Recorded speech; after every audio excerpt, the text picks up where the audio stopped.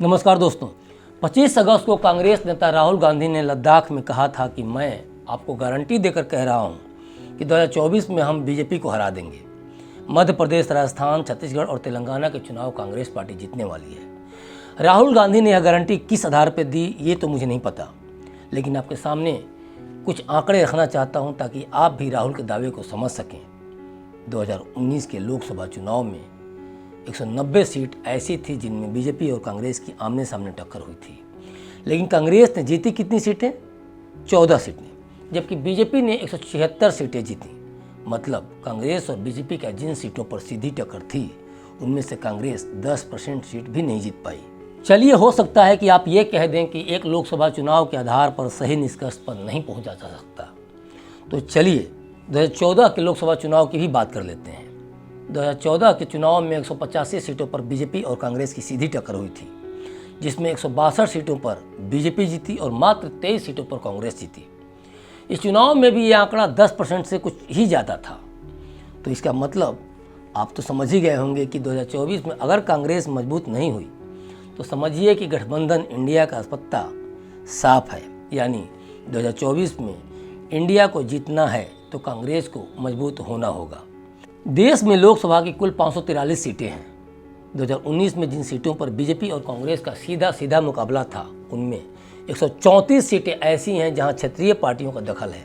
यानी गठबंधन इंडिया चाह कर भी वहां कुछ नहीं कर सकती। समझने वाली बात यह है कि पार्टी चाहे कोई भी हो, अगर राज्य में उसका जनाधार नहीं है तो क्या कर सकती है। अगर सपा की ही बात कर लें तो अगर सपा यूपी में मजबूत है और उसका जनाधार एमपी या छत्तीसगढ़ में नहीं है, या राजद या तृणमूल का आधार दक्षिण भारत में नहीं है, तो वहाँ वो क्षेत्रीय दलों के भरोसे कितना जोर लगा लेगी। कुछ राज्यों कर्नाटक, छत्तीसगढ़, असम, उत्तराखंड में कांग्रेस के मजबूत होने पर ही बीजेपी को हराया जा सकता है, ये भी तय है। 2014 में जिन सीटों पर बीजेपी और कांग्रेस के बीच सीधी टक्कर थी उनमें 141 सीटें ऐसी थीं जहाँ क्षेत्रीय पार्टियों का दखल यानी गठबंधन इंडिया लगभग नहीं के बराबर है। देखा जाए तो असम, छत्तीसगढ़, उत्तराखंड, अरुणाचल प्रदेश, हिमाचल जैसे राज्यों में भाजपा और कांग्रेस की सीधी टक्कर है। इन राज्यों में गठबंधन इंडिया के 25 दलों में से किसी का बहुत ज़्यादा प्रभाव नहीं है। इन राज्यों में 133 सीटें ऐसी हैं जहां पर बीजेपी 52% से ज़्यादा वोटों से जीती है। मतलब साफ है कि इन सीटों पर भी गठबंधन इंडिया के बजाय कांग्रेस एड़ी चोटी का जोर लगाना होगा। इन तर्कों से एक बात तो साफ है कि कांग्रेस इस समय आत्मविश्वास के गंभीर संकट से गुजर रही है। उसे लगता है कि इंडिया गठबंधन उसको सहारा देगा, लेकिन तय है कि इंडिया गठबंधन के दलों की स्थिति खुद बहुत बुरी है। जो लालू यादव 2 दिन पहले पीएम मोदी को लेकर बदजुबानी कर रहे थे, वे किस बेस पर पीएम मोदी का गला पकड़ने की बात कर रहे थे ये तो वे ही जाने, क्योंकि जनता को उलूल जुलूल बातें करके अब बरगलाना आसान नहीं रहा। आपको मैं राजद का हाल बता दे रहा हूँ ताकि आप ये समझ सकें कि बातें बनाने का दौर अब ख़त्म हो चुका है। अब जनता को विकास चाहिए, रोजगार चाहिए और महंगाई से राहत चाहिए। लोकसभा चुनाव 2019 में एनडीए को बिहार में 39 सीटें मिली और लालू की पार्टी राजद का 1997 में अपने गठन के बाद इस चुनाव में एक भी लोकसभा सीट नहीं जीत पाना अपने आप में बहुत बड़ी बात है। और ये हाल तब था जब इंडिया गठबंधन की तरह ही बिहार में राजद ने जातिगत समीकरण को साधने के लिए महागठबंधन बनाया था। अब चलिए एनडीए की बात कर लेते हैं। बीजेपी की अगुवाई वाली एनडीए में 38 पार्टियां हैं और इनके 329 सांसद हैं। अकेले बीजेपी के 301 सांसद हैं।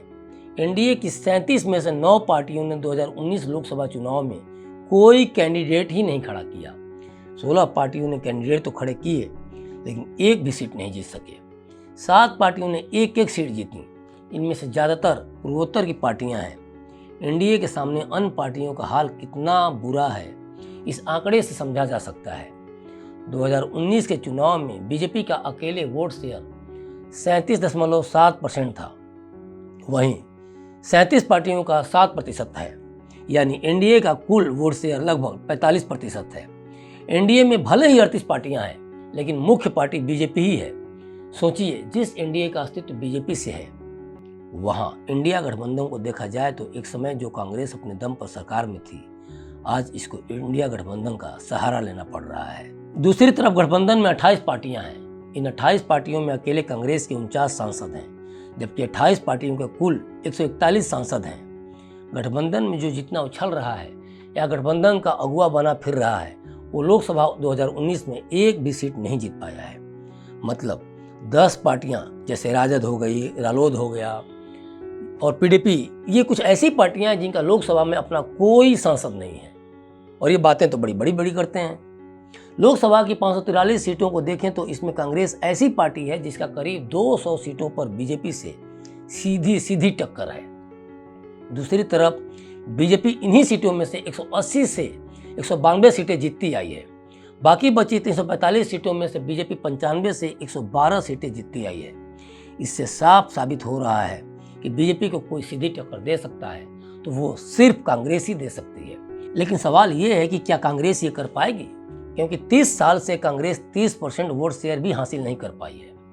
ये सभी को पता है कि 2024 के चुनाव के बाद गठबंधन का कितना बुरा हाल होने वाला है।